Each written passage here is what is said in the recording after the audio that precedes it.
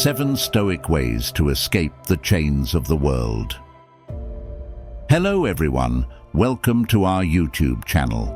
In this video, when we say system, we're not talking about a certain type of government, culture or religion. It's really about what's behind all of that. The reasons behind many human actions and feelings, like anger and worry, which is how our environment controls us. Looking at how humans behave, it's clear that our emotions are largely dictated by the world around us.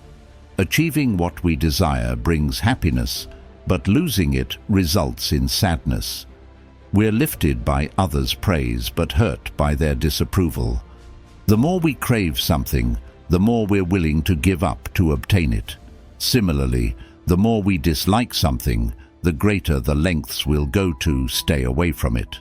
Caught in the cycle of wanting and rejecting, affection and hatred, like and dislikes, make us vulnerable and easy to influence through shame, blame, and the attraction of big corporations, political groups, cults, and other outside forces seeking our obedience. It's like the world controls us, as if we were donkeys chasing a carrot on a stick, a path many of us follow all our lives, like obedient livestock. But what happens if we refuse the carrot? What if we leave this system? The age-old philosophy of Stoicism is about gaining independence from the control of our surroundings. However, freedom from the system isn't about demolishing our environment, as it's not the real issue. The universe operates in its own way. Though we might have some impact on it, we can't truly govern it. Similar to how natural elements affect a farmer's harvest, the world imposes its unavoidable circumstances on us. It's not these circumstances that form the system, but our dependence to them. Why do life's ups and downs so easily sweep us away? Why do even small setbacks and bits of good fortune so easily control our feelings? The Stoic philosopher Epictetus had an explanation for this. He said that it's not the events themselves that disturb us, but the beliefs and thoughts we have about them. For example, death isn't inherently frightening. This fear comes from our ideas about death. So when we're upset or troubled, it's not because of others, but due to our own beliefs. The system continues to affect us as long as we fuel it. The more significance we place on the uncontrollable aspects of life, the more they influence our emotions. Fortunately, Stoic philosophy offers wisdom to break free from this system. Here are 7 Stoic concepts that can guide us from a life full of emotional unrest to one of calm and freedom. 1. Staying happy no matter what. How many times have we wasted time hoping for good things and dreading bad things? How often have we cried when things didn't go as planned? We've become experts at resisting fate and then feeling the pain that comes from this struggle. Our fear of the unknown is a goldmine for businesses, and our fear of bad luck is used against us. Many offer us false promises of safety, protecting ourselves and our loved ones, avoiding things we dislike. As prisoners of our preferences, we try to outsmart fate by shaping our surroundings to avoid bad luck. But we can't secure every aspect of life. Despite all our efforts and money spent on safeguards, fate always has the upper hand. We break free from this cycle by accepting what happens, instead of wasting resources trying to fight the unavoidable. This way, we're less likely to let others profit from our fears and more resilient when bad luck strikes. As Seneca said, we should remain calm in the face of fate. Nature can do what she wants with her things. We should stay cheerful no matter what happens, knowing that nothing truly ours is ever lost. 2. Caring less about what others think.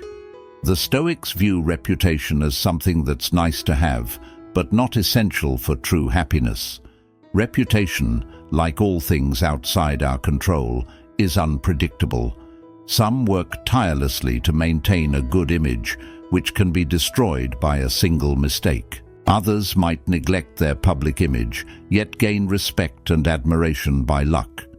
Reputation is as changeable as the weather. Being overly concerned with our social image makes us dependent on others' opinions, which are not always reliable. If we worry too much about what others think, we risk being manipulated and become controlled by our environment. Epictetus advised that our desire for a good reputation shouldn't come at the cost of our mental well-being. We should be prepared to endure shame, criticism, or exclusion if it leads to inner calm and freedom, things that we can control and are independent of others' thoughts or words. 3. Mastering the art of tough situations. Often, when we find ourselves in a situation we don't like, our first instinct is to get out of it as soon as possible. However, escaping isn't always an option. We tend to complain and feel sorry for ourselves, thinking we deserve better. But in reality, we're not guaranteed anything, and sometimes the best response is just to bear with it. How many times have we abandoned our principles or compromised our values just to avoid discomfort? Pain can push even the best people to do wrong or avoid doing right. Pain becomes a means of control. In trying to avoid it, we fall into the hands of those who want to control us. We're often ready to give up our freedom to avoid a little pain and discomfort. Marcus Aurelius teaches us in his writings that enduring isn't always negative. Enduring can be meaningful and even beneficial, even if it leads to death. He says that if something is bearable, then bear it and stop complaining. If it's unbearable, complaining won't help either. It will end with your end. Remember, you can bear anything if you decide it's beneficial for you. This idea is similar to Albert Camus' view of Sisyphus from Greek mythology. Condemned to push a rock uphill forever, Sisyphus's only escape was to embrace his fate, turning his punishment into something bearable. 4. Understanding the risks of deep attachments. Overly strong attachments to others can have negative impacts. When we're too attached to someone, our life becomes about avoiding loss, which eventually leads to separation.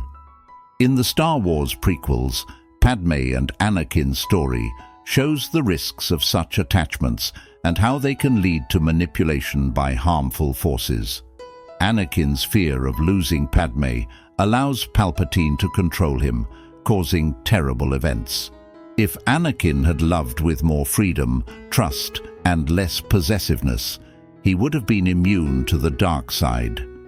Epictetus advises us to see our loved ones as they are, temporary. He suggests that when we express affection, we should remember that it's for the general concept, not the specific individual, to avoid distress if we lose them. 5. Letting go of the pursuit of things.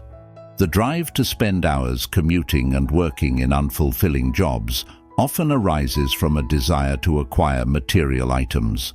We're conditioned to think that happiness comes from external sources, money, status, friends, or a certain lifestyle. But is chasing these things truly worthwhile? They fall under the territory of fate and fortune, which can control and manipulate us.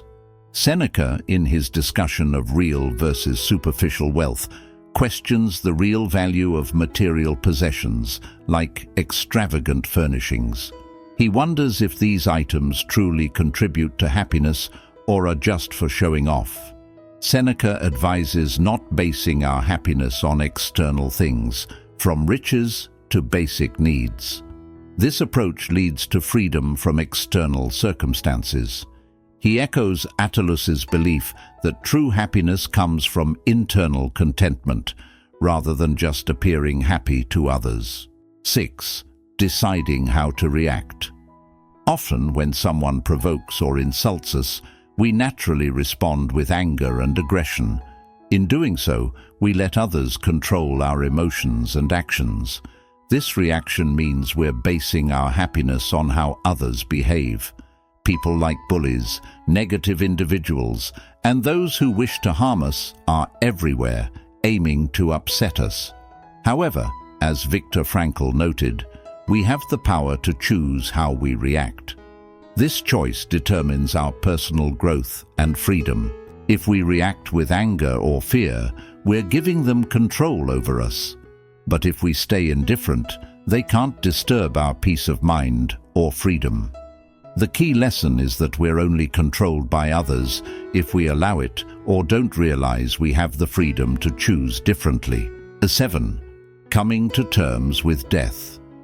Many say that all fears stem from the fear of death. This fear, like the fear of pain, can dictate how we live. Stoics hold that living a good life is more important than a long life. We can't control our lifespan, but we can control our actions while we live. Fear of death might lead us to live cautiously, not fully embracing life. We tend to avoid risks and seek false security, becoming overly cautious. However, no one can escape life's unavoidable end, our bodies decaying and returning to nature. It's useless to fear death, and it's even risky, as it can stop us from living boldly and righteously. Marcus Aurelius saw death as just another part of nature, like aging. Everything has its time, then passes away. He suggests we should face death as naturally as awaiting a child's birth, accepting it as part of life. Thanks for tuning in. Until next time.